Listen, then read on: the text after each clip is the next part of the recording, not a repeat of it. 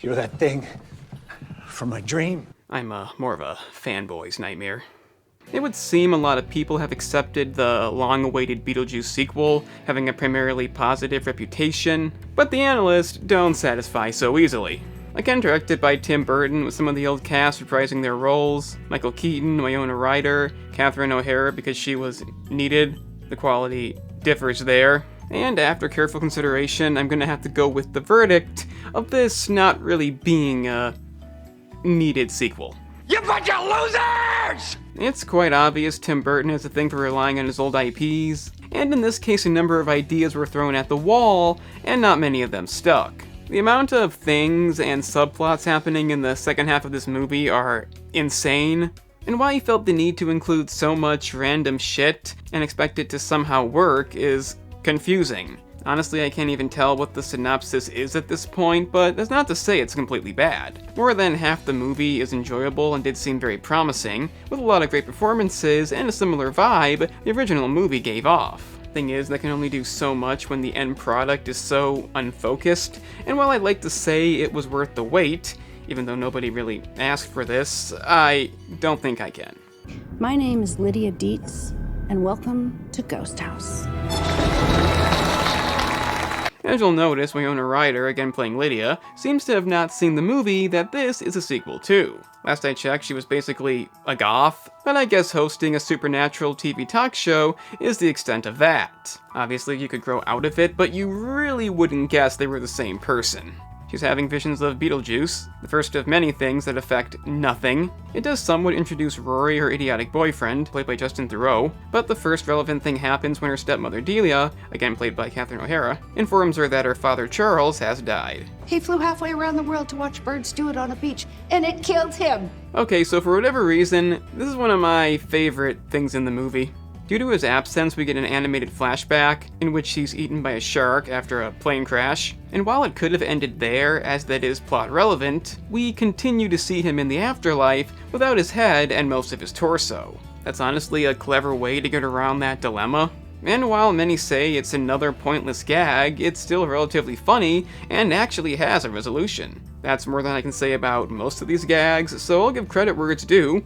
This one I like. Of course, there is the reason he's likely not here, but we won't talk about that. And all that aside, the comedy is pretty damn good. Having just lost my own grandfather.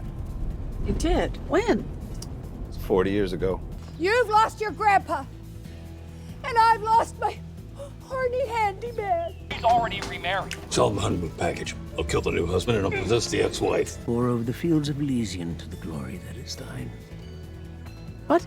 So by the means of Danny DeVito's cameo, we're introduced to the main villain, I guess, Dolores, played by Monica Bellucci. And the intro, when she staples herself back together, is the most interesting thing about her. She may have the ability to steal souls from the dead, but you'll soon forget she's in the movie. Jenna Ortega plays Astrid, Lydia's daughter who doesn't like her, and while she does bring some much needed balance to this movie, the same can't be said for her deceased father, another pointless subplot. It's supposed to be the reason why they don't get along, because Lydia can see the dead, but for some reason not her father, resulting in her not believing it. But still, you could probably have them not get along without another subplot you'll have to lazily cram in later. Or better yet, don't have her hate her mother, like the last movie. It's been done to death.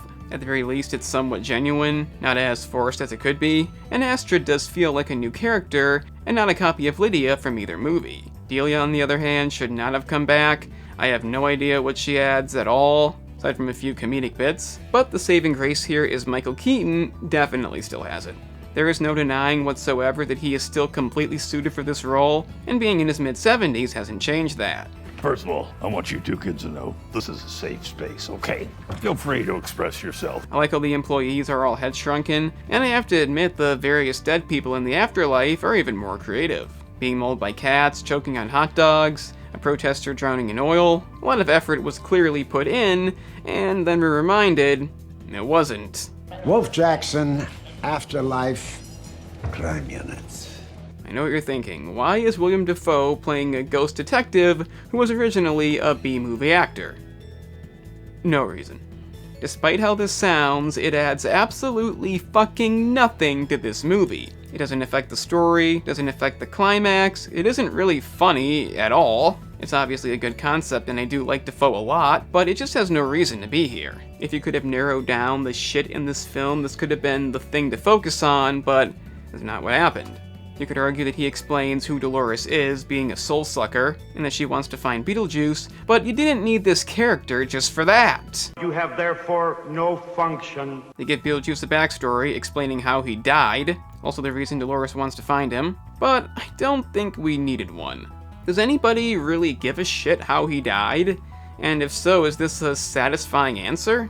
You'd have to also assume you wanted the movie, which most of us didn't. The best parts about it seem to be non-consequential. Bringing back the Banana Boat song, the shark fin tombstone is hilarious. And like I said, the pacing of this movie is at this point okay. They go to the old house to clear it out. Rory proposes to Lydia, in which she reluctantly agrees, and Astrid, not happy about this, runs into some random kid played by Arthur Stanley, and they immediately hit it off. I can't believe you're quoting Dostoevsky. Where have you been all my life? Can't exactly say he's pointless, but he could have used some work.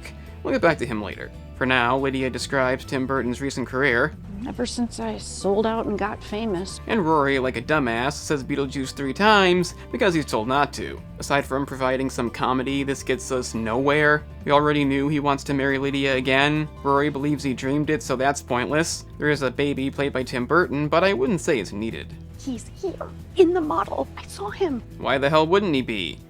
Where do you think he went? Maybe instead hit the like button, it's down there, and the subscribe button is down there too. Remember, sharing the video is a big deal these days, as the algorithm doesn't do shit, and for those who like gaming, you can check out the gaming channel for the same stuff, but with games. Link in the description. Anyway, upon going to see Jeremy on Halloween, we get the honestly unexpected twist.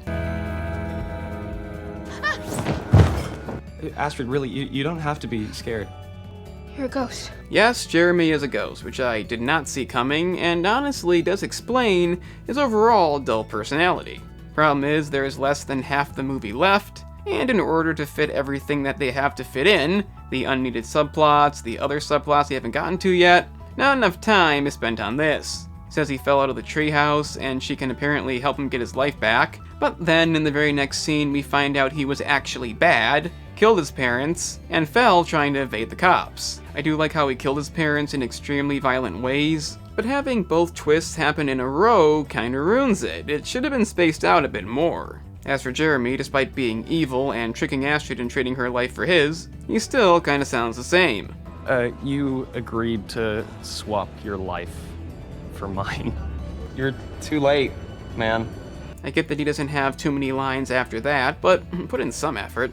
She goes to Beetlejuice for help, again agreeing to be his bride if he does, and from this point on, it's a complete mess. Let's start with the completely irrelevant stuff. Delia gets bitten by poisonous snakes while performing some weird ritual. It affects nothing. She teams up with the Willem Dafoe cop actor. That affects nothing. Bunch of Beetlejuice employees escape.